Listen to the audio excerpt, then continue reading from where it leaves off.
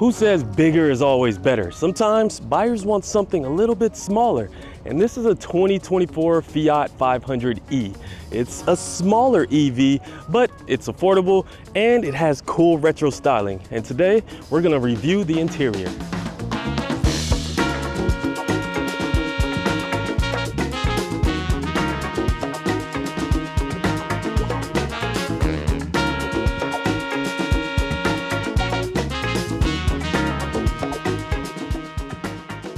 The Fiat 500e comes as a two-door, four-seater hatchback, and this is the base inspired or 500 red model. And two other models are gonna come in the summer of 2024, which is the inspired by beauty and the inspired by music models, which has different colors and different interior elements. And all Fiat 500s come with a 42 kilowatt hour battery good for 150 miles, and this is DC fast charging capable, so you can get an almost dead battery up to 80% in around 35 minutes.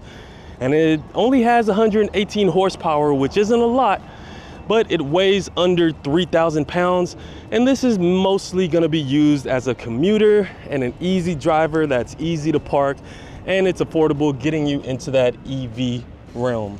And the door popper to open up is right here. And to open up from the inside, you have your button here and emergency latch right here.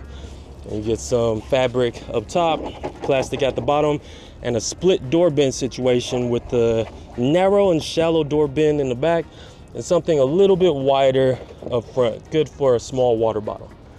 And going to the inside, there's a flat bottom steering wheel, and this red dash element extends all the way across with a red 500 logo right here.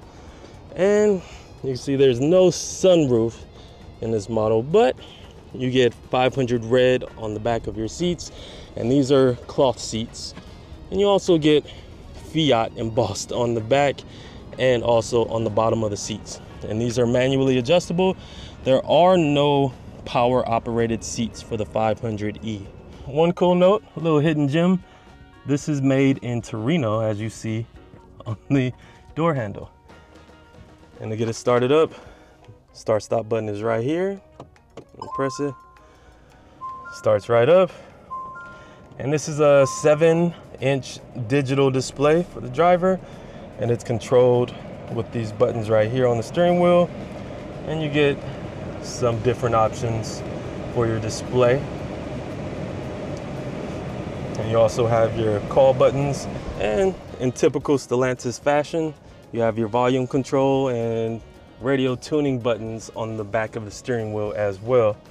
And this is manually adjustable. And then you have a good range of motion on the steering wheel, so you could get it in a nice, comfortable position.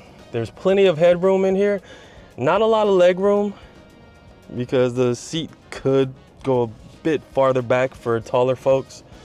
Taller drivers, I should say, but it works just fine. It can't go that far.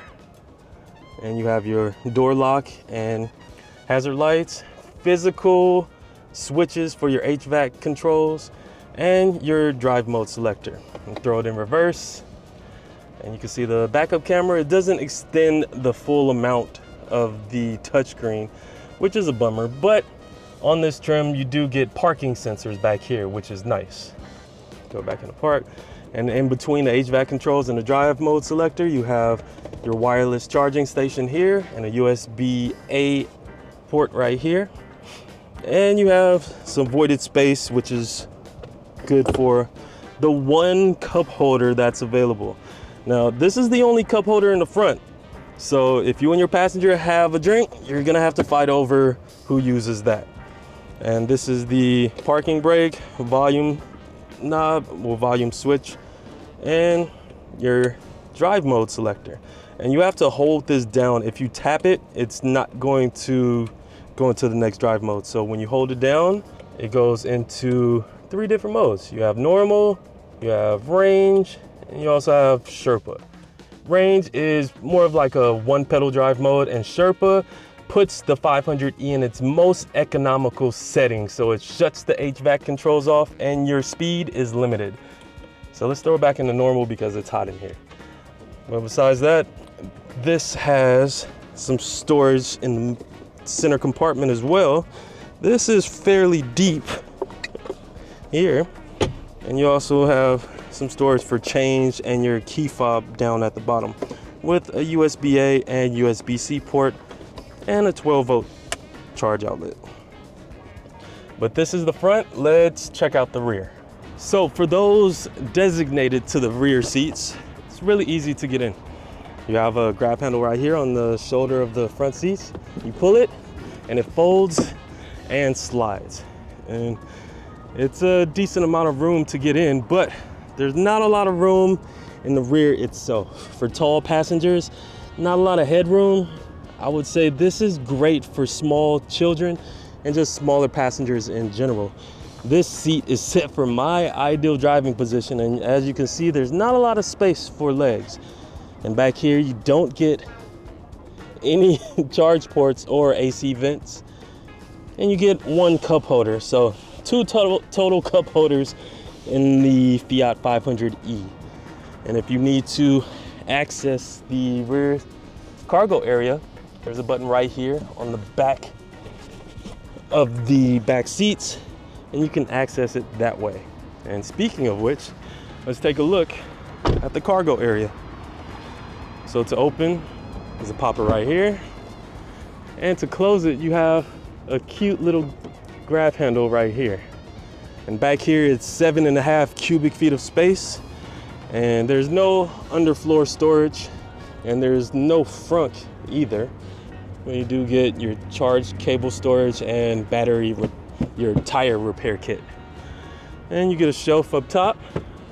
And this is the button to fold down the rear seats. But as you can see, that seat won't fold because my ideal driving position won't let it.